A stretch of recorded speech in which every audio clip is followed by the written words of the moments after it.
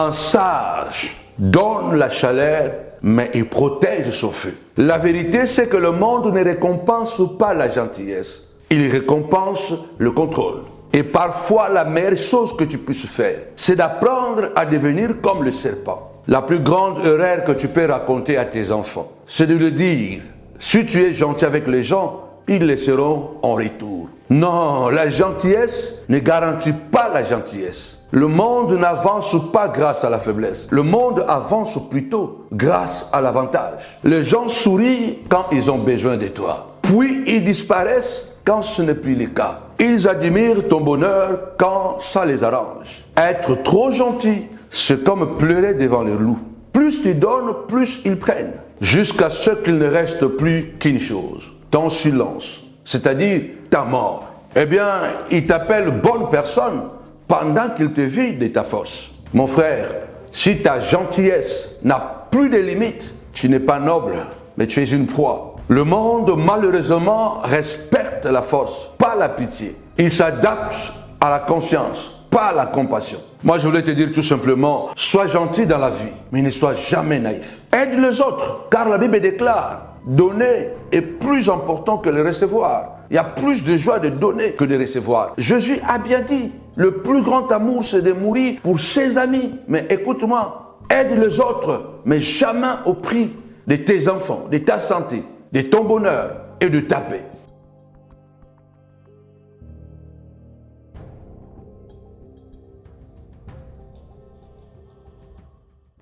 Shalom la famille, que mon Dieu vous bénisse abondamment au nom puissant et glorieux de notre Seigneur et Sauveur Jésus-Christ.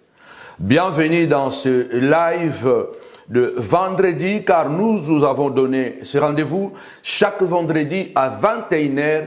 Nous serons là afin de pouvoir prier ensemble avec vous. Aujourd'hui, ce vendredi 13 mars 2026, et demain commence notre grande convention, 8e édition, la convention Femmes de Valeurs. Nous vous attendons demain à partir de 17h. Nous vous attendons nombreux et nombreuses parce que ce sera une convention exceptionnelle. Les thèmes nous concernent et vous concernent surtout le moment. Femme, lève-toi, c'est au temps de briller. Alors, ce sera demain, samedi, à partir de 17h et puis dimanche à partir de 10h. 8e convention Femmes de Valeurs à la montagne de la prière ministries à Paris. Nous vous attendons très nombreux. Venez venez en famille et amenez un frère, une sœur, un cousin, un voisin. Nous allons prendre le temps de prier pour la famille. Ce sera une convention qui va marquer les esprits car nous vous réservons des grosses surprises, mais des surprises agréables.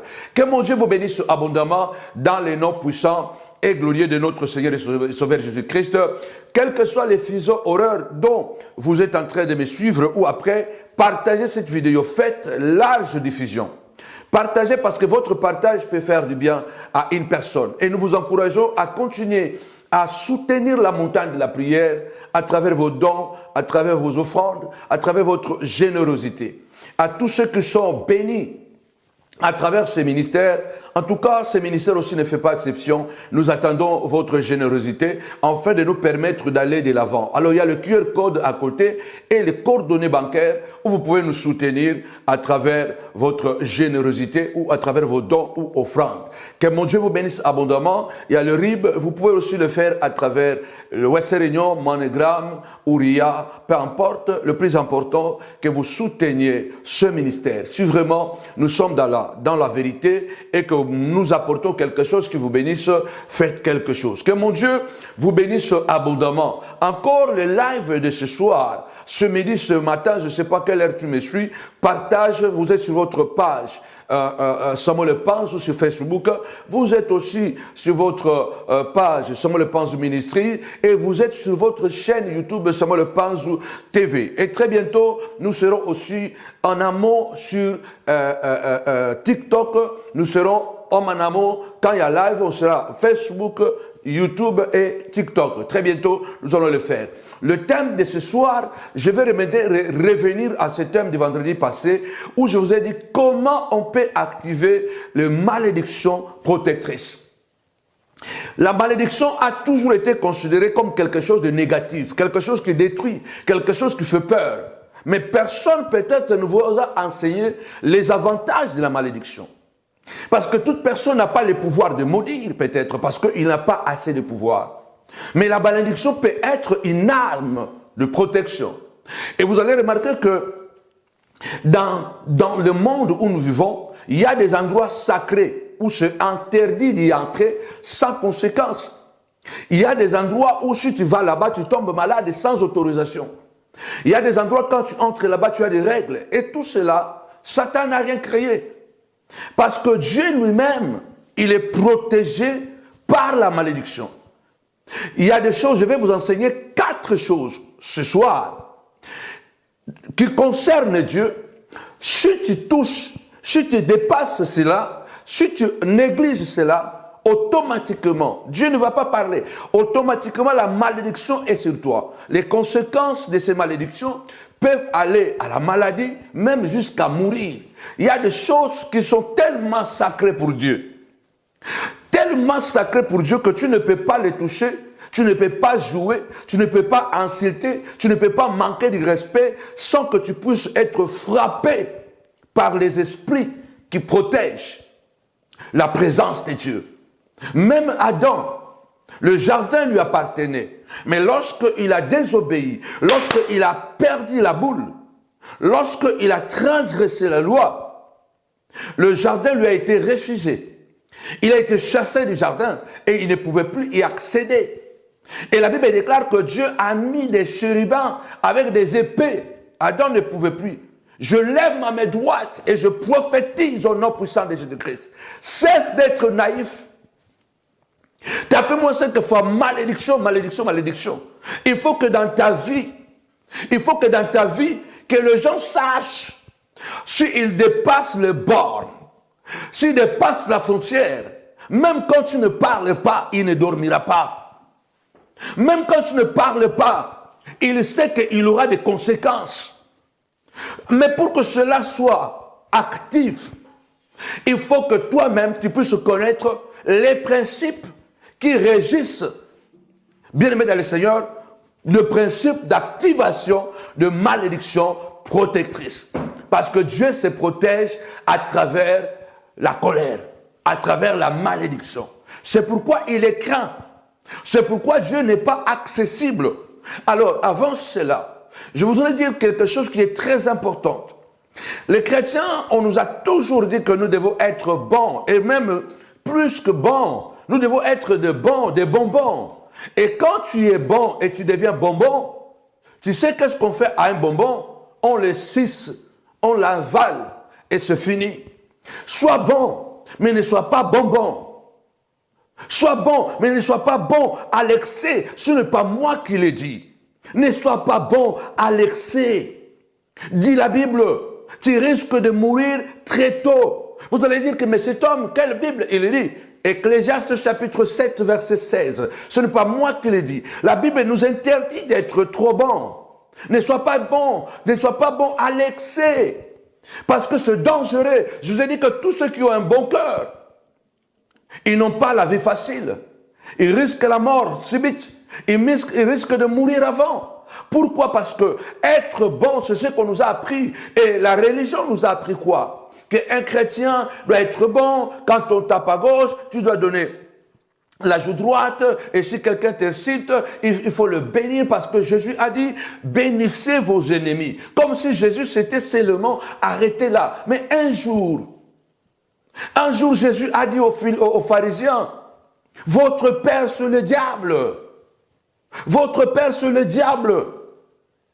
Abraham n'a jamais été votre père parce que vous faites les œuvres de votre père. Un jour, on est venu dire à Jésus, Hérode cherche à te tuer. Il a dit, allez et dites à ces renards que je fais les miracles aujourd'hui et demain, et après-demain, je partirai. Dites à ces renards. Quelquefois, il faut appeler les choses, les chats par son nom. Jésus n'a pas insulté Hérode. Jésus a qualifié Hérode. Un renard, c'est un malin. Un renard, c'est un malin. Un renard, c'est quelqu'un qui sait se camoufler. c'est un voleur, c'est un tricheur. C'est ça le renard. Alors Jésus a dit, allez, dites à ces renards, soyez bons. Mais il a dit, je vous envoie comme des brebis, au milieu des loups. Mais au milieu des loups, soyez bons soyez simples comme la colombe, mais prudents comme les serpents, malins comme les serpents. C'est le Christ qui l'a dit. Et à la mort, avant de mourir, il a dit à Pilate, celui qui me livre à toi commet un plus grand péché. Celui qui me livre à toi commet un plus grand péché.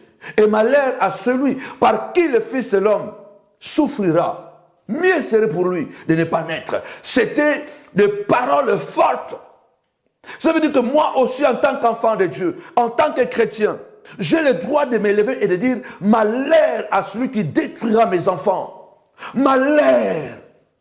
Et celui qui vient détruire mon mariage commet un plus grand péché. Parce que c'est le sacrifice de toute une vie. Je peux déclarer malheur. Mais pas seulement en l'air comme ça, parce que tu es dans le fond. Tu sais comment faire pour activer certaines choses. Aujourd'hui, les chrétiens sommes devenus, pas aujourd'hui, toutes ces années, nous sommes comme si la poubelle. Les gens n'ont pas peur de chrétiens. Quelqu'un se lève, il insulte l'homme de Dieu du matin au soir. Je sais qu'il y a des hommes de Dieu qui font beaucoup plus de mal que du bien. J'en sais, mais je parle au vrai. Là, quelqu'un ne peut pas te toucher et dormir tranquillement. Non. La Bible déclare celui qui vous touche la prière de mon œil. C'est ce que la Bible déclare. Il est temps de se lever et de dire j'active les esprits de la malédiction. Tu viens avec les mauvaises intentions chez moi, tu ne sortiras pas tel que tu es venu. Tu auras des conséquences. Tu viens détruire l'avenir de mes enfants, envoûter, ensorceler mes filles, pour qu'elles ne se marient pas, pour qu'elles n'avancent pas. Tu ne sortiras pas tel que tu es venu. Une malédiction va te localiser. Les esprits de malédiction vont te frapper. Parce que chez moi et ma vie, c'est comme le jardin d'Éden sécurisé par les anges avec les épées. Partout où il y a la gloire de Dieu, il y a un danger de mort. Partout où il y a la présence de Dieu, il y a la vie et il y a la mort. Partout où il y a la présence de Dieu, il y a la bénédiction et il y a la malédiction. Ça veut dire que si tu agis bien, tu es béni. Si tu agis mal, tu es maudit. Dans la présence de Dieu, il y a la vie, il y a la mort. Tu agis selon les règles, tu reçois la vie. Tu agis selon le mal, tu reçois la mort. Tel qu'il est, la Bible dit, tel que nous sommes. Ça veut dire quoi? Ça veut dire que moi aussi, en tant que serviteur de Dieu, je dois activer certaines choses dans ma vie, dans mon parcours, pour me sécuriser, même quand je dors. Si tu viens avec de mauvaises intentions, c'est comme un piège qui va sauter dans les pièges. La femme de Pilate a dit à son mari, toute la nuit j'ai souffert.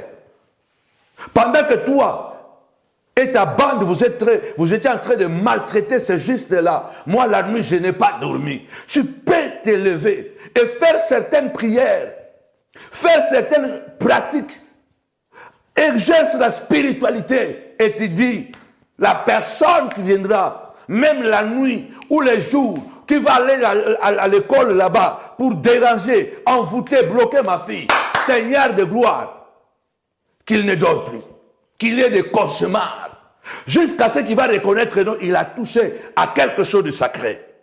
Vous comprenez pourquoi la Bible déclare, offrez vos corps à Dieu comme un sacrifice vivant, saint et agréable, ce qui serait de votre part un culte raisonnable. Vous êtes le temple du Saint-Esprit. Lorsque nous devenons sacrés, nous devenons de Dieu sur terre. Nous devenons des esprits. Tu ne peux pas jouer avec l'esprit. Tu ne peux pas jouer avec les sacrés. Que ce soit dans le monde, que ce soit dans l'église, dans la foi en Dieu, on ne joue pas avec le sacré. Il y a des choses, tu ne peux pas les toucher et rester en paix. D'ailleurs, la Bible dit, point de paix pour les méchants. Il y a des choses dans la vie, tu ne peux pas les toucher et aller dormir tranquillement. La Bible dit, est-ce que la nature ne vous enseigne pas? Il y a des choses, si tu les touches, même si tu es le fils de qui, c'est l'intérêt de la nation, c'est le secret d'État, tu en subiras les conséquences. Il est important que les enfants de Dieu, dans un monde qui devient de plus en plus dangereux, haineux, brutal, manipulateur, il est temps que nous puissions utiliser l'arme la plus redoutable que nous avons, nous consacrer à Dieu, devenir sacrés. Mon mariage est sacré, ma femme est sacrée, mon mari est sacré, mes enfants sont sacrés, mon ministère est sacré. Moi, mon secret, c'est d'être sacré. Parce que la Bible nous appelle à la sanctification. Tout ce qui est sanctifié est sécurisé par une malédiction. C'est pourquoi le Seigneur a dit, ne touchez pas à mes oins, ne faites pas du mal à mes prophètes. Il a puni des nations à cause. Je prie ce soir que tu puisses recevoir ces 4 points essentiels, mystérieux que je vais énumérer, afin que tu puisses, bien aimé le Seigneur, apprendre à te sécuriser. Vous voyez maintenant l'avantage d'être consacré à Dieu. L'avantage de craindre le Seigneur. Lève ta voix, déclare, au nom puissant et glorieux de Jésus, j'entre dans la dimension de la consécration. Celui qui me touche sera consumé par le feu de El Tabera. Celui qui touche à mes enfants, quelque chose va les frapper. Car auprès de Dieu, il y a aussi les anges de la mort. Auprès de Dieu, il y a des anges violents. L'ange qui avait détruit, qui avait tué les premiers-nés en Égypte, ce n'était pas envoyé par Satan. Ce n'était pas Satan qui a envoyé cet ange-là. C'est Dieu qui les a envoyés, qui a envoyé cet ange-là. Alors, ce Dieu-là, il est le même hier, aujourd'hui et éternellement. Nous n'avons pas à lutter contre la chair et le sang, mais contre les dominations, les autorités, les principautés et les esprits méchants dans les lieux célestes. On n'a pas besoin de prendre un couteau. On n'a pas besoin, nous, de prendre les revolvers. Nous, on n'en a pas besoin. Nous, la violence physique, on n'en a pas besoin. Il a dit, depuis des temps déjà bâtis jusqu'à aujourd'hui, le royaume est forcé, ce sont des violents qui s'en emparent. Ce n'est pas la violence physique, c'est la violence spirituelle. D'ailleurs, l'homme le plus fort, ce n'est pas celui qui se bagarre. L'homme le plus fort, c'est celui qui évite la bagarre et qui combat dans le silence. Attention. Attention à ces personnes. Vous l'insultez, il vous regarde. Peut-être vous allez même au-delà. Il vous regarde. Il ne répond pas. Il vous donne le dos et il s'en va. Faites très attention à ces personnes qui ne réagissent pas. Attention. Normalement, nous les chrétiens, nous devions être comme ça. On n'a pas le temps de nous chamailler, de faire de bêtises sur le YouTube, sur le Facebook, sur l'Internet, comme je le vois aujourd'hui. Se lancer des pics de gauche et à droite. Nous, on n'en a pas besoin. On peut venir se défendre pour quelque chose, mais on ne peut pas passer le temps à s'insulter. On n'en a pas besoin. Parce qu'on a une arme redoutable.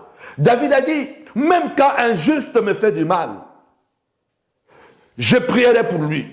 Quand un juste me fait du mal, je ne ferai rien. Mais quand je vais me détourner, ma prière montera contre lui.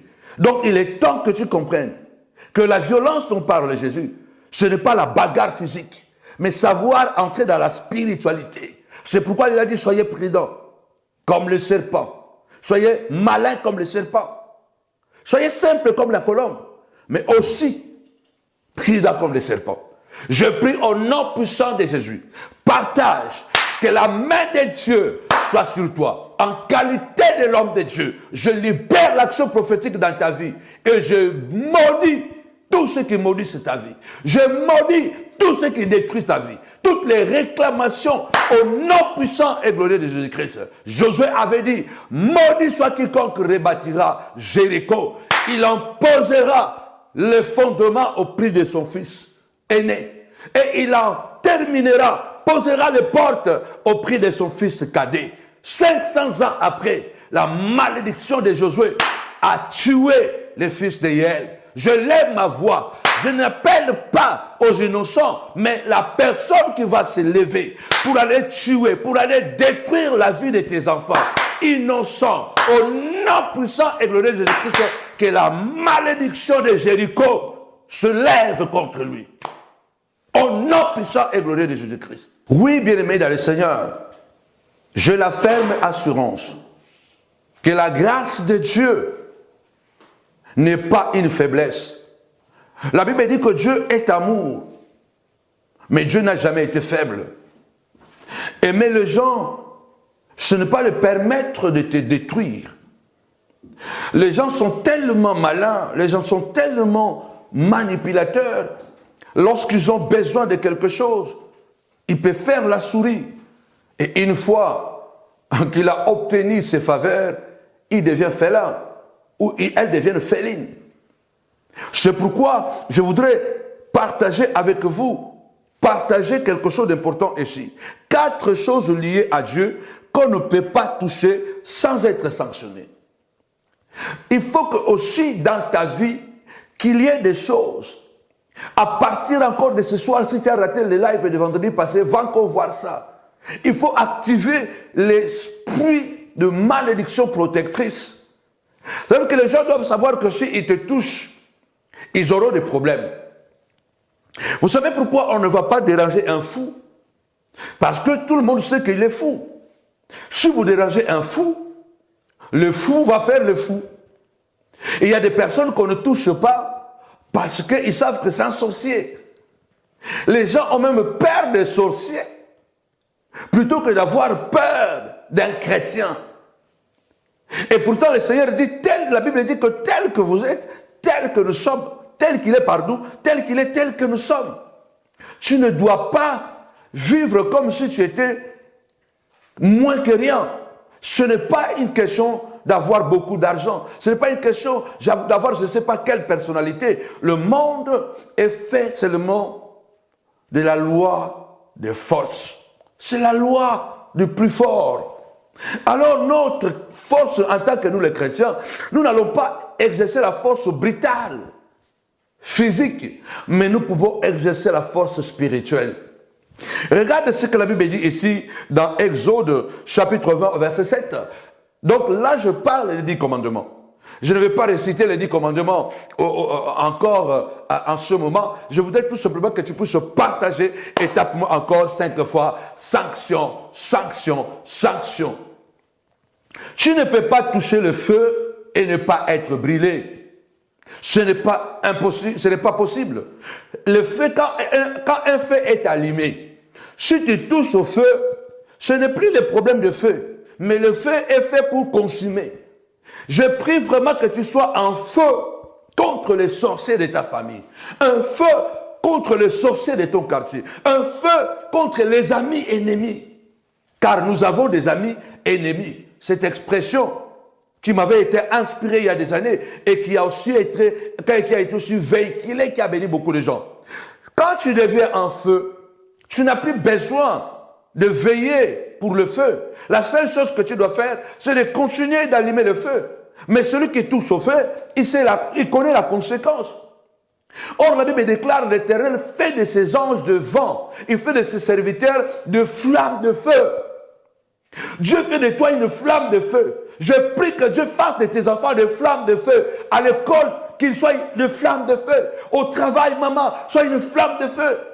Dans les trains, dans les bus, à la maison, que ta maison soit une flamme de feu, parce que la Bible déclare, il a fait de ses serviteurs une flamme de feu. Le feu consume, le feu brille. Ça veut dire que je suis un feu. Si tu passes auprès de moi sans précaution, si tu passes auprès de moi pour me détruire, tu seras consumé. Tu seras consumé, parce que Dieu, il s'appelle aussi El Tabera. El Tabera. Le feu qui consume. Le feu de Dieu qui consume. Regarde ce que la Bible déclare dans le 3e commandement.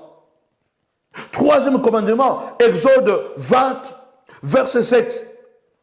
Tu ne prendras pas le nom de l'Éternel ton Dieu en vain. Le 3e commandement. Le Seigneur est en train de dire que tu ne prendras pas le nom de l'Éternel en vain, car l'Éternel ne laissera pas impuni celui qui prendra son nom en vain. Ça veut dire que Dieu est en train de dire, tu ne prendras pas mon nom en vain. Tu ne laisseras pas. Tu ne traîneras pas mon nom dans la négligence. Ça veut dire que le nom de l'Éternel représente son autorité. Le nom de l'Éternel représente sa gloire, sa réputation. Combien de gens ont bousillé ta réputation? Combien de gens ont menti sur toi? Et aujourd'hui, il y a des gens qui ne te supportent plus. Non pas parce que tu aurais fait quelque chose de négatif, mais parce qu'il y a des sorciers du jour. Moi, j'ai beaucoup plus peur aux sorciers avec la Bible qu'aux véritables sorciers.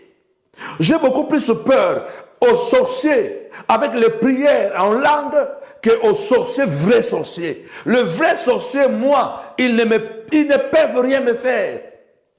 Parce que les vrais sorciers, ils sont loin de moi. Les vrais sorciers, ils doivent me chercher dans les domaines de l'esprit. Et quand on entre dans les domaines de l'esprit, tu ne peux pas me gagner.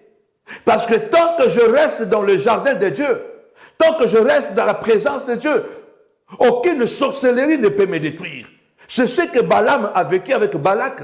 Balaam a dit à Balak, j'ai fait la sorcellerie, j'ai fait l'enchantement, j'ai fait la divination, mais ça n'a pas marché contre Israël. Parce qu'ils sont dans la présence de Dieu. C'est pourquoi je t'invite, reste dans la présence de Dieu.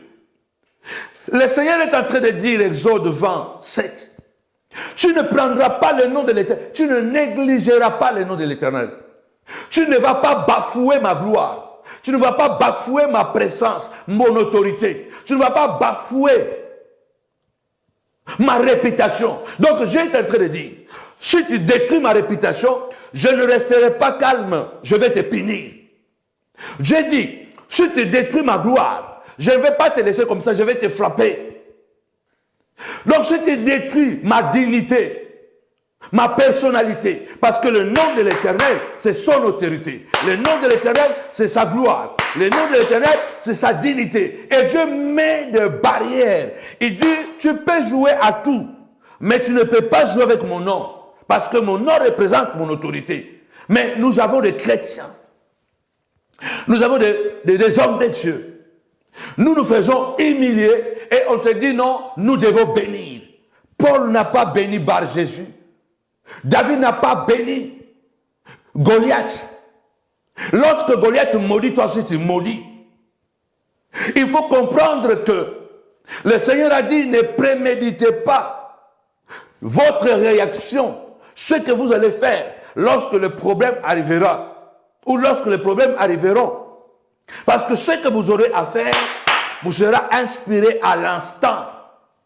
Mais là, je parle de la consécration qui fait en sorte que lorsque tu consacres ta vie et tu dois déclarer, la parole va activer ce que tu vas ordonner. Car le Seigneur dit, la parole est esprit. Chaque parole qui sort est un esprit qui sort. Plus tu es élevé dans la spiritualité, plus ta parole a de l'impact dans la nature, dans les hommes ou sur les hommes. Le Seigneur a dit, si tu as la foi, même une petite foi comme la graine de sénévé, tu peux ordonner à cette montagne, ôte-toi de là, va tomber là-bas, la montagne obéira. Parce qu'il a dit au figuier, plus jamais personne ne mange de ton fruit. Et le figuier s'était desséché. Et les disciples étaient estomaqués, Seigneur. Comment se fait que le figuier a écouté ta parole? Le Seigneur dit, mais vous pouvez faire plus que ça. Parce que la parole dans ta bouche, quand tu la libères avec l'autorité spirituelle, la terre obéit. C'est pourquoi je vous dis qu'il y a des endroits qui sont vos territoires sacrés. Il y a des choses qui sont des choses sacrées. Ta dignité est sacrée. Ta femme est sacrée. Tes enfants sont sacrés. C'est ton héritage. Tu ne peux pas permettre, mon Dieu. L'argent que tu fais là, c'est pour qui? Je vois des parents sauvages qui maltraitent les enfants et qui vont prier à l'église. Oh mon Dieu! Je vis un parent qui dit à son enfant, l'enfant est allé s'asseoir sur la chaise de son bureau. Le papa se lève et dit, lève-toi de là, tu t'assureras là, tu vas t'asseoir là quand je serai mort. Mon Dieu!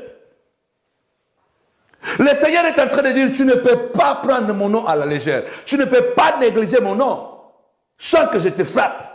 Tu ne prendras pas le nom de l'Éternel, ton Dieu, en vain. Car l'Éternel ne laissera pas impuni celui qui va négliger son nom. 9e commandement. Tu ne porteras pas atteinte à la réputation de ton prochain. Tu ne porteras pas de faux témoignages Deuxième commandement, dans les 10 commandements, tu ne porteras pas de faux témoignages à l'égard de ton prochain. Et toi, tu dois ajouter celui qui porte atteinte à ma réputation. Père, à moins que ce qu'il raconte est vrai. Si ce qu'il raconte n'est pas vrai, au nom puissant et glorieux de Jésus-Christ, que la malédiction le localise. Ce qu'il faut en public, sur YouTube, sur les réseaux sociaux, pour te nuire, pour dénigrer ta vie, et que tu n'es pas ce que toi, ce qu'eux ils disent, mon Dieu. Il y a ce qu'il faut dans le secret. Tu ne les verras même pas sur YouTube. Tu ne les verras pas publiquement. Mais ce sont des gens qui te détruisent dans le secret. Ce sont des mains noires, des manipulateurs. Alors tu dois élever la voix et déclarer, Seigneur, que la malédiction localise les ennemis publics et les ennemis invisibles de secret. Vous jouez avec la parole. Josué entre dans Jéricho. Et à la fin, il a levé la main, il a dit, maudit soit quiconque rebâtira Jéricho. Je libère la parole. Toute personne qui viendra ici pour rebâtir cette ville maudite, voilà ce qui va lui arriver. Et 500 ans après, un homme appelé Hiel de Bethel est venu. Il a dit, mais 5 siècles sont passés. Cette parole n'a plus d'impact. Attention, la terre est fidèle. La nature est fidèle. Ta parole, plus tu es consacré à Dieu, ta parole est respectée par les hommes et respectée par la nature. De même que le figuier a obéi à la parole de Christ. Et Christ a dit que nous pouvons, au-delà même du figuier, on peut ordonner à la montagne. Donc Christ est en train de dire que la nature écoute. Ton village écoute. Ton quartier écoute. La porte de ta maison écoute. Tu peux libérer la parole. Mais tu dois d'abord être consacré à Dieu.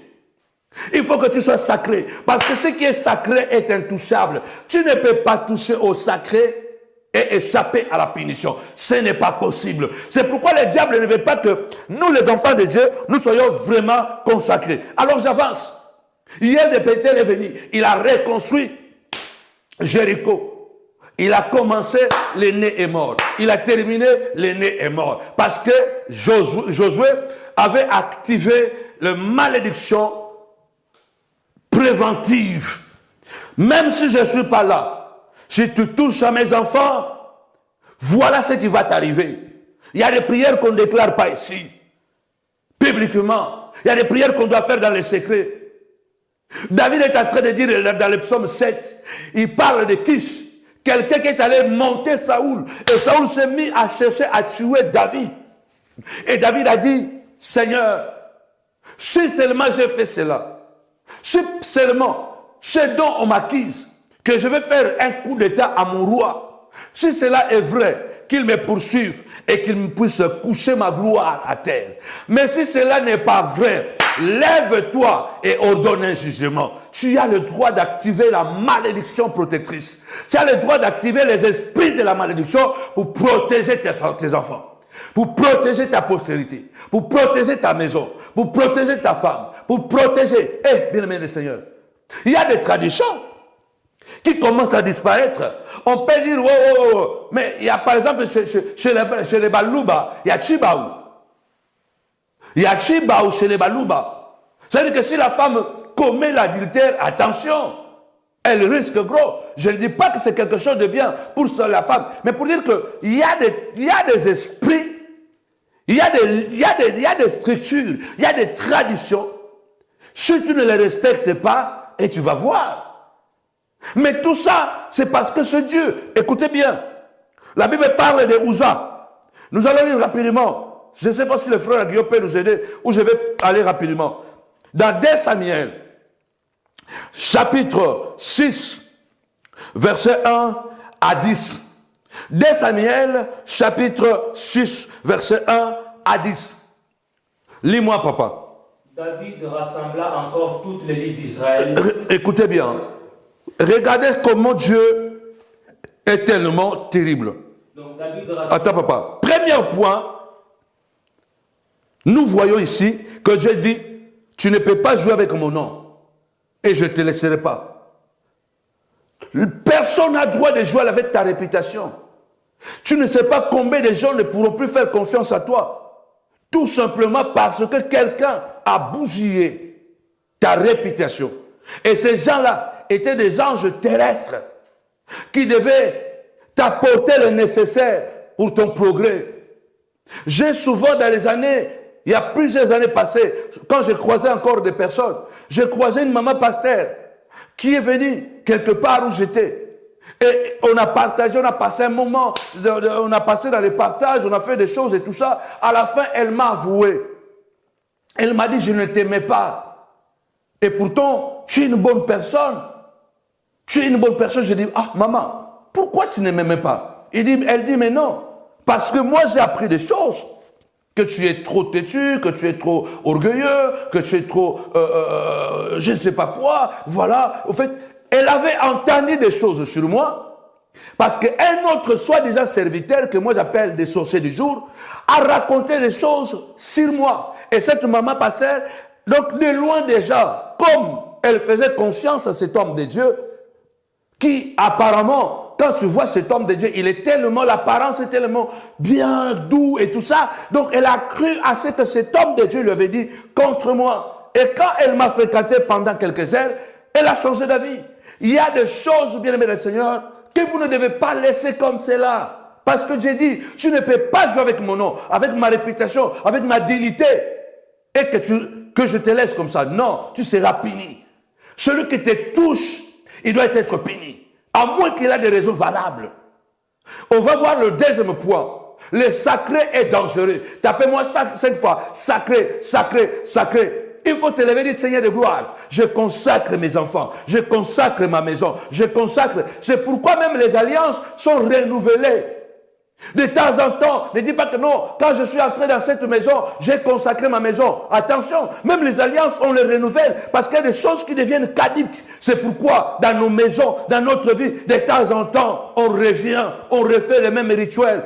On consacre encore la maison, on consacre sa chambre, on consacre aussi sa cuisine, on consacre sa salle de bain, on consacre. Il faut de temps en temps que cela soit des pratiques. Parce que même dans la maison de Dieu, chaque fois, le pain de proposition dans les lieux saints, il était remplacé. Donc, il faut que tu saches que tu as un pouvoir avec toi. La Bible déclare que 1000 tombent à ton côté, 10 000 à ta droite. Et que toi, tu ne seras pas atteint. Tu seras craint au milieu des tiens. Tu seras craint. Il faut que les gens sachent que non, lui, on ne le touche pas. Si tu le touches, tu auras des problèmes sérieux. Deuxième point, le sacré. Vas-y. David rassembla encore toute l'élite d'Israël au nombre de 30 000 hommes. David rassembla 30 000 personnes. Et David, avec tout le peuple qui était auprès de lui, s'est mis en marche depuis Baal-Juda. David a rassemblé les gens. Voilà, on y va. Pour faire monter de là l'arche de Dieu devant laquelle est invoqué le nom de l'Éternel des armées. Pour faire monter l'arche de Dieu devant lequel est invoqué le nom de l'Éternel des armées. Qui réside entre les chérubins au-dessus de l'arche. Qui réside entre les chérubins au-dessus de l'arche. Ils mirent sur un char neuf l'arche de Dieu. Ils ont mis sur un char neuf l'arche de Dieu. Et l'emportèrent de la maison d'Abinadab sur la colline. Uza et Acho, fils d'Abinadab, conduisaient les chars neufs. Ils ont mis le char, ils ont mis l'arche de l'Éternel sur un char neuf, avec deux bœufs. Uza et Acho étaient ceux-là qui étaient à côté, l'un à côté, l'un à droite, à gauche et à droite, et qui accompagnaient l'arche. Ils l'emportèrent donc de la maison d'Abinadab sur la colline. Donc ils ont apporté l'arche depuis la maison d'Abinadab sur la colline. Sur la colline. Isa marchait à côté de l'arche de Dieu. Isa marchait à côté de l'arche de Dieu. Et Acho allait devant l'arche. Et Acho allait devant l'arche. David et toute la maison d'Israël. Écoutez bien, David et toute la maison d'Israël. Jouaient devant l'Éternel de toutes sortes. Ils jouaient des cymbales, ils jouaient des guitares, ils jouaient toutes sortes d'instruments, ils dansaient. instruments, des bois, des cymbales, des harpes, des lutus, des tambourins. Donc vous jouez la batterie, la guitare solo, guitare à compas, louange au Dieu cherche au milieu des louanges. Dieu n'accepte pas toutes les louanges quand ces louanges sont contre ses méthodes, contre ses principes. Lorsqu'ils furent arrivés à l'ère des Napons, Uza entendit la main vers l'arche. Étendit la main vers l'arche de Dieu. Lorsqu'ils sont arrivés à un lieu, Uza étendit sa main vers l'arche de Dieu et la saisit. Parce que le bœuf la faisait pencher. Parce que les animaux, le bœuf, faisaient pencher l'arche. La colère de l'Éternel s'enflamma contre Uza. Écoutez bien, la colère de l'Éternel s'enflamma contre Uza. Et Dieu le frappa sur place. Pourquoi Dieu frappa Uza? À cause de sa faute. À cause de sa faute. Uza mourut là. Uza mourut là. Près de l'arche de Dieu. Près de l'arche de Dieu. David fut irrité. De ce que l'Éternel avait frappé Uza. De ce que l'Éternel avait frappé Uza. D'un tel châtiment. Et ce lieu a été appelé jusqu'à ce jour Péré Uza. Ce lieu a été appelé de son nom jusqu'à ce jour. David eut peur de l'Éternel en ce jour. On peut s'arrêter là. Vous voyez, l'Éternel, le bon amour, mais il est aussi un fait dévorant. Il faut te dire que dans la vie, ne sois pas trop bon. Ne sois pas trop bon. Quand tu deviens trop bon, tu vas mourir très tôt. Dieu est amour, mais Dieu, il est aussi un fait dévorant. Dieu est un Dieu de principes. Dieu ne négocie pas ses principes. C'est pourquoi la force de Dieu n'est pas la brutalité. Ce n'est pas mon message aujourd'hui. Quand vous regardez l'univers, vous ne voyez pas des poteaux de fer ou de bois qui tiennent la structure de l'univers. Vous ne voyez pas des poteaux qui tiennent le ciel ou des poteaux qui tiennent là-bas la terre. Mais l'équilibre que vous voyez dans l'univers, c'est un pouvoir tout simplement d'un système que Dieu a établi. Et ce système que Dieu a établi, c'est un système de cohérence, c'est un système de constance et de précision. Un petit changement seulement, tout s'effondre. Là, je parle du chiffre pi. Ce chiffre qui est tellement mystérieux qui se trouve dans la nature. Bien-aimés dans le Seigneur, qui gouverne en quelque sorte la nature. Ce n'est pas la force, mais c'est le principe. Ce qui détruit souvent les bonnes personnes est que souvent, même quand tu sais que cette chose ne peut pas le faire, mais à cause de ton bon cœur, à cause de ce qu'on t'a enseigné qu'un chrétien doit être tellement bon plus que Dieu, tu le fais quand même. Il y a des choses qui sont des principes.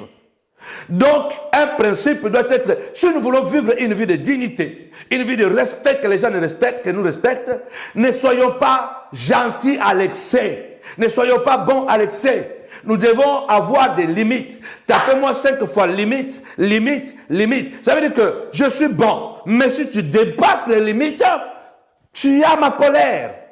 Si tu dépasses les limites, tu as des sanctions. C'est comme ça que Dieu fonctionne. Les Européens ont développé. Pourquoi? Parce qu'ils ont créé des principes. Ça veut dire que même pourquoi ils se développent? Ils savent bien, ils sont des Carthésiens. Ils sont des économes. Ils vont économiser. Ils savent que non, cette année, on va aller en vacances. On va économiser telle somme pendant tel mois et puis à la fin, nous partirons en vacances. Nous allons manger telle somme d'argent, voilà notre budget, c'est comme ça. Ils restent dans ces budgets-là. Ce n'est pas comme nous les Africains. On n'a pas de programme, on n'a pas d'agenda, on n'a pas de principes. Bien-aimés dans le Seigneur, attention. Quand vous n'avez pas de principes, vous n'avez pas de limites. Et les gens méchants, manipulateurs, vont profiter de votre gentillesse et finiront par vous détruire. Je vis la première chose. Dieu dit, tu ne prendras pas le nom de l'Éternel en vain. Parce que Dieu ne laissera pas impuni celui qui prendra son nom en vain. Donc, utilisez le nom de Dieu pour mentir, manipuler, jouer faussement, tromper. Dieu va te frapper. Ça veut dire que même toi, personne n'a droit, même si tu es chrétien, chrétienne, Personne n'a droit de jouer avec ta dignité. Deuxième chose, la gloire de Dieu.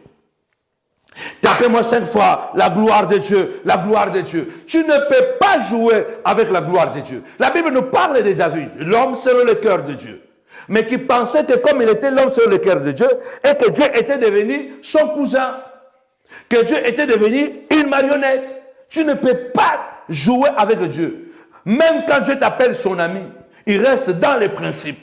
Et un jour, David se réveille comme ça, il dit, bon, nous allons aller ramasser l'arche dans la maison d'Abinadab et nous allons ramener l'arche à Jérusalem. J'ai préparé une tente pour pouvoir déposer l'arche. Moi, je suis roi et l'arche doit être avec moi, le roi. La Bible déclare, David n'a pas suivi les règles.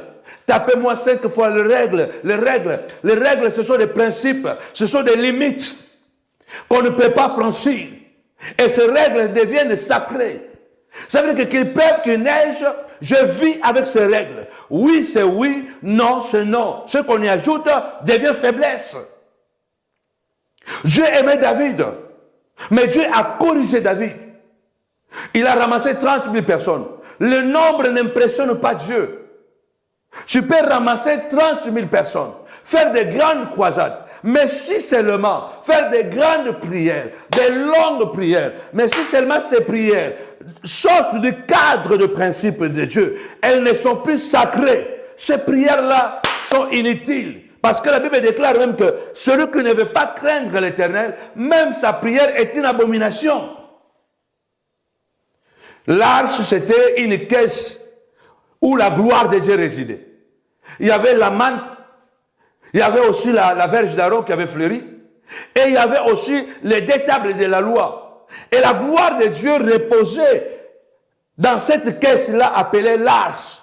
C'était la gloire de Dieu, qui était souvent dans les lieux très saints. Et qu'on allait seulement consulter une fois par année. Écoutez bien, une fois par année. Donc tu ne pouvais pas entrer là-bas n'importe comment, même si tu es souverain sacrificateur. Chez moi, il faut qu'il y ait l'audience. Quand nous sommes arrivés en Europe, on a appris que tu ne peux pas aller chez quelqu'un sans toutefois programmer. Nous, en Afrique, on est habitués, si tu te réveilles comme ça le matin au soir, je vais chez un tel. Tu t'assois seulement comme ça, tu vois groupe de personnes qui viennent, on vient te visiter. Mais vous n'avez pas annoncé. Il fallait annoncer. Ici, ce n'est pas le cas. Tu vas aller voir quelqu'un, même à l'époque où il n'y avait pas le téléphone, il faut programmer. Si tu viens chez quelqu'un, ici en Europe, je ne sais pas, peut-être ça commence aussi à changer, mais si tu viens quelqu'un et que ce n'était pas programmé, il ne te reçoit pas. C'était même que tu vas chez quelqu'un, comme ça, ce n'était pas prévu que tu manges. Et ils ont préparé la nourriture pour 3 personnes. Et tu viens à improviste. Ils vont te donner un journal, tu lis le journal et ils vont manger. Parce que la nourriture qu'on a préparée, ce n'est pas la nourriture de 5 personnes. C'était la nourriture de 3 personnes. Vous êtes venus à 2, même tu es venu seul. On va te donner un journal, tu vas lire le journal. Ce n'est pas la méchanceté, c'est le principe. Parce que la nourriture, c'est pour 3 personnes. Toi, tu es venu, tu n'étais pas dans le programme. Si les gens maintenant vont manger, ils ne vont pas se rassasier. C'est comme ça que l'Afrique ne progresse pas. C'est comme ça que les chrétiens, surtout les chrétiens africains, on n'a pas de règles. Quand David prend l'arche, l'arche était censée, selon les lois, ou la loi, devait être portée sur les épaules des sacrificateurs, pardon. Et était dans les lieux très saints. Une fois par année, le souverain sacrificateur y entrait. Non pas sans danger. Tapez-moi 5 fois danger, danger. Celui qui se met de travers de ta vie, il court un danger, un risque. Personne ne peut te détruire et vivre la paix. Non, tu dois te dire, Seigneur, tu as dit, point de paix pour les méchants. Toute personne qui est à la barre de ta douleur, la Bible déclare, la pierre revient à celui qui l'a roulé. Celui qui creuse une fosse, il tombe lui-même. Dieu a dit à moi la vengeance, à moi la rétribution. C'est Dieu qui a dit ça. Et Dieu dit quoi? La Bible dit quoi? Ils arrivent à un certain endroit. Comme ils n'ont pas suivi le protocole, il faut que la vie doit avoir un protocole, doit avoir des principes. Mon peuple périt par manque de connaissances. Dieu est bon, mais Dieu, c'est aussi un fait dévorant. Quand nous n'obéissons pas aux règles que Dieu a établies, il sanctionne. Et il n'a pas besoin d'être là. C'est sa parole qui se déclenche. c'est le sacré qui se défend. Donc le sacré se défend. Puisque David pensait que rassembler une grande foule allait convaincre Dieu d'oublier ses principes, il dansait, il louait avec les instruments et tout ça, la louange, on aime la louange, Dieu est assis. Il y a des louanges que Dieu s'en fout même de la louange, parce que nous sommes en train d'adorer avec l'impudicité, la fornication, la haine, la jalousie, comme dans des prédications, on prêche, mais on est en train de mentir dans la prédication, on vient donc, mais quand Dieu regarde certaines choses, la Bible déclare, arrivé à un certain endroit, le bœuf faisait pencher l'arche. Uza, avec sa bonne volonté, attendit la main. Quand il étend la main pour sécuriser l'arche, les bonnes intentions ne suffisent même pas pour ne pas déclencher la colère de Dieu lorsque un principe est bafoué. Imaginez que Uza l'a fait pour une bonne intention, mais il a été frappé par Dieu. Il est mort. Mais à combien plus forte raison, celui qui vient pour de mauvaises intentions? Uza avait voulu protéger l'arche avec de bonnes intentions, que l'arche ne tombe pas. C'est bien. Mais puisque lui n'avait pas le droit de toucher à l'arche, pour que Dieu préserve sa gloire, parce que la gloire de Dieu est sacrée, il a tué Uza. Mais combien de gens sont mal intentionnés, ils viennent toucher ta gloire. Ta gloire, c'est quoi? Ta gloire, d'abord, c'est ton Dieu. Tu ne peux pas permettre quelqu'un qui insulte le Dieu que tu sers et que tu sois camarade avec lui. Non. Ta gloire, c'est quoi? C'est ta femme. Ta gloire, c'est quoi? Ce sont tes enfants. Tes enfants sont sacrés. Ta femme est sacrée. D'ailleurs, la Bible dit que la femme, c'est la gloire de l'homme. Personne n'a le droit de toucher à ta femme et rester tranquille. Non, non, non, non, non, non, non. Personne ne peut toucher à tes enfants, ton héritage, et rester tranquille. Personne. Naboth connaissait la valeur de l'héritage. Il est mort à cause de son héritage. Tu ne peux pas permettre à quelqu'un de maltraiter tes enfants et tu l'applaudis. Non, parce que la Bible déclare, bénissez vos ennemis. Bénissez, ne maudissez pas. Mais tout dépend des circonstances. C'est le Seigneur qui a dit, si quelqu'un prend ton manteau, ne dis rien. Si quelqu'un prend ton manteau, donne-lui encore ta tunique. C'est ce que le Seigneur a dit dans Matthieu chapitre 5. Dans l'enseignement de la béatitude, si quelqu'un prend ton manteau, donne-lui aussi ta tunique. Si te frappe à gauche, donne-lui aussi la joue droite. C'est ce que le Seigneur a dit. Mais ça, c'était dans Matthieu chapitre 5. Lorsque le Seigneur continue à avancer, c'est le Seigneur qui nous parle dans Luc 18 de la femme veuve qui est allée embêter le juge unique. Chaque jour, il lui disait, fais-moi justice de ma partie adverse. Il fallait toujours prier, ne point se relâcher. Elle est allée demander ce qui lui revenait. Ça veut dire que dans la Bible, quand vous lisez les Écritures, vous voyez qu'il y a un fondement, il y a une fondation, mais la maison n'est pas seulement la fondation. C'est le Seigneur qui a dit, à la fin, quand je vous ai envoyé sans la bourse, vous avez manqué quelque chose. Ils ont dit, Seigneur, nous n'avons rien manqué. Il dit, maintenant que je vais mourir, ne partez plus main vide. Ce n'est pas que le discours a changé, c'est la maturité. Le terrain a changé.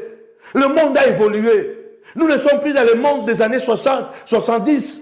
Nous ne sommes plus dans le monde des années 60. La naïveté en Afrique est finie vers les années 79. Après 80, les gens se sont éveillés. On n'est plus dans ce monde-là. Il n'y avait pas la télévision, il n'y avait pas le courant. On était dans le noir. On avait des bougies. Mais ça, c'est le monde de l'Internet où les gens sont devenus beaucoup plus méchants, beaucoup plus tellement, comment vous dire, beaucoup plus avares, beaucoup plus désirés d'apparaître. Ils aiment tellement l'argent, ils sont prêts à tout. Ils peuvent tuer pour avoir l'argent. Nous ne sommes plus dans... Quand vous voyez les gens dire, ah non, quand nous on était nés, mais nous on était nés dans les années 60. Vous étiez né dans les années 70, vous. Vous étiez né peut-être dans les années 79. Mais après 80, le monde n'est plus le même. Le territoire a changé, le monde a été modifié. L'évolution est là à nos yeux. On ne peut plus vivre comme si on vivait dans la brousse.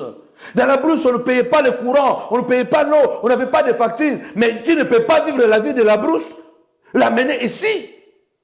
Parce qu'ici, tu dois payer le courant, tu dois payer le loyer. Donc, le territoire a changé. Il y a la maturité, il y a une évolution. Il dit, maintenant que je ne suis plus là, ne partez plus sans préparation. Ne partez plus main vide. Celui qui a la bourse, prend la bourse. Ils arrivent quelque part à Gethsemane, il dit, est-ce que vous avez le paix? Ils ont dit, mais Seigneur, tu as dit qu'on ne doit pas avoir le paix. Il dit, non. Maintenant que je vais, vous avez le droit d'avoir le paix. Il dit, celui qui n'a pas le paix, il doit vendre sa tunique afin d'acheter le paix. Parce que moi, je peux. C'est pourquoi Pierre a coupé l'oreille. Pierre a coupé l'oreille de Malchie, l'homme qui a été envoyé pour arrêter Jésus. Pierre a coupé l'oreille de Malchie. Pourquoi? Parce que c'est Jésus qui a dit, prenez les épées. Va ta tunique, achète l'arme de défense et l'arme d'attaque. Et quand Pierre coupe l'oreille, le Seigneur lui dit, remets ton épée à sa place. Il a guéri l'oreille de Malchie. Mais il n'a pas dit à Pierre, jette ton épée. Il a dit, non. Pierre a continué avec son épée. Et vous savez ce que Pierre a fait avec son épée.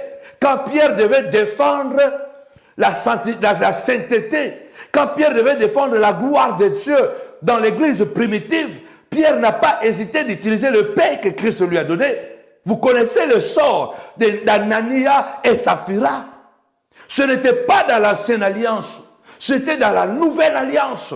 Il faut qu'un enfant de Dieu puisse avoir son épée de l'esprit, qui est la parole de Dieu, comme dit Paul dans Éphésiens chapitre 6, quand il parle des armes spirituelles.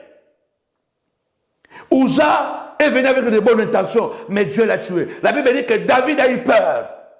Il faut que les gens sachent, si je touche à son enfant, il y a quelque chose qui va m'arriver.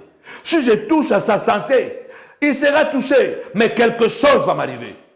Si je touche à son travail, même tes collègues du travail, ils doivent te craindre. Même tes collègues du travail doivent savoir que tu es mystique. Ne sois pas quelqu'un comme ça, tout le monde peut venir et il joue et il part en paix. Ne permets pas que les gens jouent. Même le Christ qui était tellement amour n'a pas permis aux pharisiens de lui marcher sur la tête. Il n'a pas permis. Quand il fallait se défendre, il se défendait. Mais je dis, il est temps que tu puisses entrer dans cette réalité. La gloire. La Bible déclare que Uza a touché l'âge. Et la Bible déclare que Dieu a frappé Uza. Et Uza est mort. Lorsque quelqu'un s'approche de la gloire de Dieu, s'approche, bien-aimé le Seigneur, de la présence de Dieu, il doit faire très attention. Nadab et Abihu, ils en ont subi les conséquences. On ne joue pas avec Dieu, on ne joue pas avec toi non plus. Puisqu'on ne peut pas jouer avec ton Dieu, tu ne dois pas permettre aussi que quelqu'un joue avec toi. Tu ne peux pas jouer avec la gloire de Dieu. Aujourd'hui, je vous donne seulement deux éléments. Le nom de Dieu et la gloire de Dieu. Tu ne peux pas toucher à la gloire de Dieu et sans recevoir des sanctions. Tout ce qui est sacré est protégé par une malédiction. Dieu se protège à travers des sanctions. Et ces sanctions sont souvent des malédictions. Ça peut être même la mort. Ça peut être la maladie. Je l'avais dit vendredi passé. L'arche qui a été prise par les Philistins est partie chez Dagon, a créé des dégâts là-bas. Il y a eu l'éruption des hémorroïdes. Tu ne peux pas toucher ce qui est sacré. Si tu n'as pas la nature du sacré, automatiquement le sacré se défend. C'est comme c'est naturel. Si tu touches à un scorpion, le scorpion a un seul réflexe, c'est libérer le venin. Le scorpion a un seul réflexe. Dès que tu touches un scorpion, il libère le venin. Le sacré, c'est comme ça. C'est pourquoi la Bible insiste que marcher dans la sanctification. Ce que Dieu veut, c'est votre consécration, c'est votre sanctification. Que vous pouvez garder votre vase, votre corps, votre femme, vos enfants dans la sainteté. C'est le temps de pouvoir se lever et dire à partir d'aujourd'hui, j'active la malédiction protectrice. À partir d'aujourd'hui, j'active les anges de guerre. Seigneur, au nom puissant de Jésus. Car la Bible déclare, l'ange de l'Éternel campe autour de ceux qui le craignent pour les arracher du danger. Seigneur, je prie, ordonne à tes anges de camper autour de ma maison. Seigneur, toute personne qui viendra la nuit comme le jour, parce que tu ne sommeilles ni ne dors, qu'ils reçoivent le coup-circuit, qu'ils soient frappés, qu'ils viennent dans l'esprit, qu'ils viennent physiquement chez moi à la maison. Ils ne sortiront pas indemnes, ils ne sortiront pas sans sanction, au nom puissant et glorieux de Jésus-Christ. Tu viens chez moi à la maison, sois réglo, sois tranquille, ne cherche pas de problèmes. Tu touches à mes enfants, tu as touché à Dieu. Parce que la Bible dit, celui qui vous touche, touche la prunelle de mon œil. David dit, quand un juste me fait quelque chose, c'est une bénédiction, ok. Je tournerai et ma prière montera contre lui. Tu touches à mes enfants, c'est déjà programmé. Mais lorsque j'apprendrai encore, je vais encore retourner dans la prière. Je connais la spiritualité. Ce que Dieu déclare dans sa parole, pour moi, je vais le mettre en action.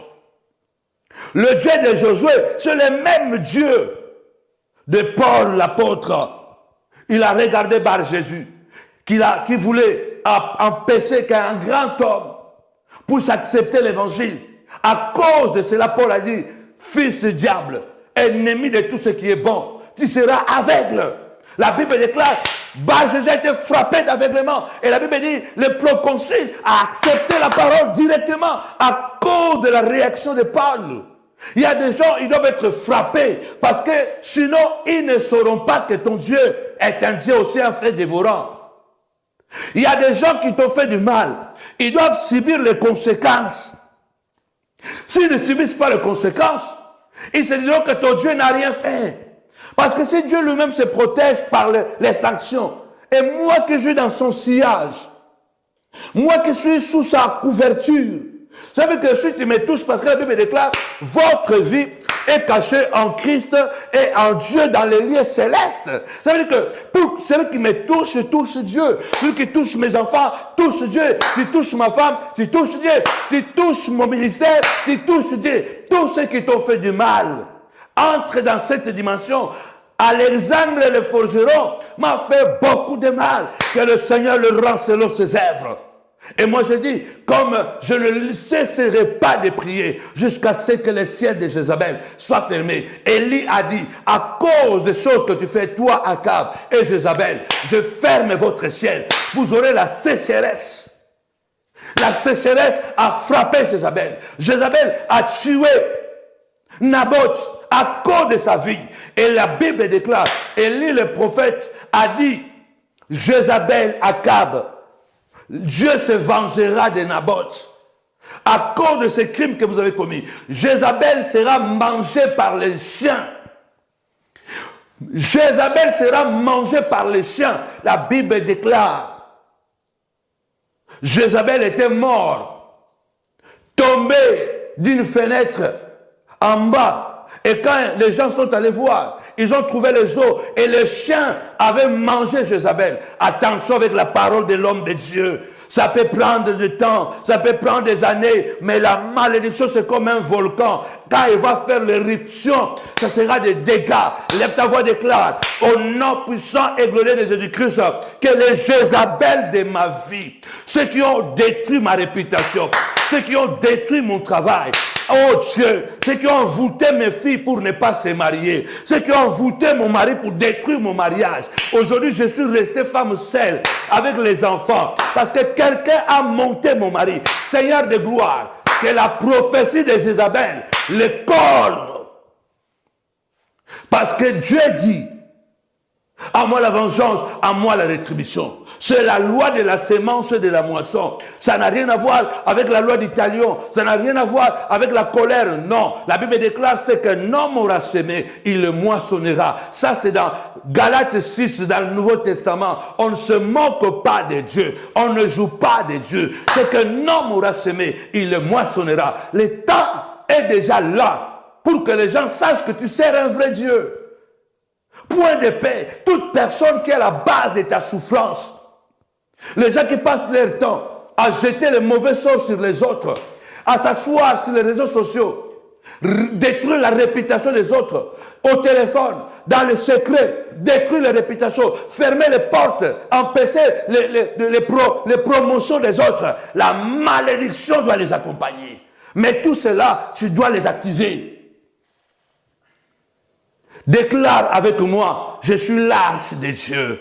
Je suis l'arche de Dieu parce que je suis le temple de Dieu. Le Seigneur a dit, si je garde sa parole, lui et son Père, ils viendront habiter chez moi. Ce n'est plus la manne, ce n'est plus le détable de la loi, ce n'est plus la verge d'Aaron qui est dans cette arche. Non, non, non, non, non. C'est le Père lui-même, c'est le Fils lui-même, c'est le Saint-Esprit lui-même. Je suis un autel ambulant. Oh my God, je marche avec Elohim. Si tu t'approches de moi, il y a quelque chose qui va sortir. Il y a des épines qui vont sortir. Il y a un poison qui va sortir, qui va t'affecter parce que tu es venu avec menace. Tu ne peux pas entrer dans un champ de mines sans courir le risque de sauter sur les mines. Tu ne peux pas entrer dans un champ où il y a la radioactivité sans courir le risque d'être contaminé par la radioactivité. Il faut que nos vies deviennent des champs de radioactivité spirituelle. Ça veut dire que si quelqu'un entre ici dedans, entre chez toi à la maison, il doit être, donc il doit savoir que là je dois être calme, je dois être prudent. S'il vient même la nuit, je m'arrête ici. Je vous donne encore rendez-vous demain, on commence demain. Nous allons prier pour vos enfants. Nous allons prier pour vos femmes. Nous allons prier pour votre mari. Venez en famille. Amenez une personne. Disposez votre voiture pour le convoiturage. Demain, nous serons là à partir de 17h. La 8e convention Femmes de valeur à la montagne de la Pierre Ministries Paris. Nous serons là, la servante de Dieu se prépare. Maman Philomena Panzou, ce sera un moment de partage. Mais on vous réserve une grosse surprise le samedi. Alors, si Dieu vous met à cœur, nous sommes au Novotel de Noisy-le-Grand. Le numéro de téléphone est là. L'adresse est 2 allez, bienvenue 93 160 Noisy-le-Grand. L'adresse est en bas de cet écran, de cette vidéo. Vous pouvez aussi soutenir la montagne de la prière. Vous pouvez soutenir à travers de votre générosité. Vous pouvez soutenir à travers de votre offrande. Si ce ministère vous fait du bien à travers le monde, devenez partenaire. Comme Marie de Magdala, à cause de la délivrance qu'elle a reçue, elle a disposé ses biens pour accompagner le Christ. Jeanne, la femme d'un grand homme, la femme de l'intendant d'Hérode. Jeanne était la femme de Cousa, intendant d'Hérode, et qui était un homme riche, un homme de pouvoir. Et sa femme était partenaire dans le ministère de Christ. Il y avait Suzanne, il y avait Joseph d'Arimathée, qui était un disciple en coulisses. Vous aimez ce ministère pour l'éveil panafricain, mondial, pour l'église corps de Christ. Soutenez le ministère afin de nous permettre de continuer à vous donner des contenus de qualité. Que mon Dieu vous bénisse abondamment au nom puissant et glorieux de Jésus-Christ. Sur la vidéo, on vous met aussi le RIB. Vous pouvez mettre le RIB, vous pouvez utiliser le RIB. Vous pouvez aussi utiliser RIA, MoneyGram ou Western Union pour soutenir même cette convention. Même en bas de cette vidéo, il y a le super chat. Peut-être tu diras, moi, je vais prendre en charge le samedi parce que chaque événement, nous payons pour pouvoir faire ce programme. Alors, si vous voulez être partenaire, prends un dimanche, paye un samedi, Dieu se souviendra de toi. Que mon Dieu te bénisse abondamment au nom puissant et glorieux de Jésus-Christ. Et encore une fois, bonne fête des femmes parce que nous sommes encore au mois de mars, nous célébrons la femme. Que mon Dieu vous bénisse abondamment. C'était votre frère, le prophète Samuel parle. Bye.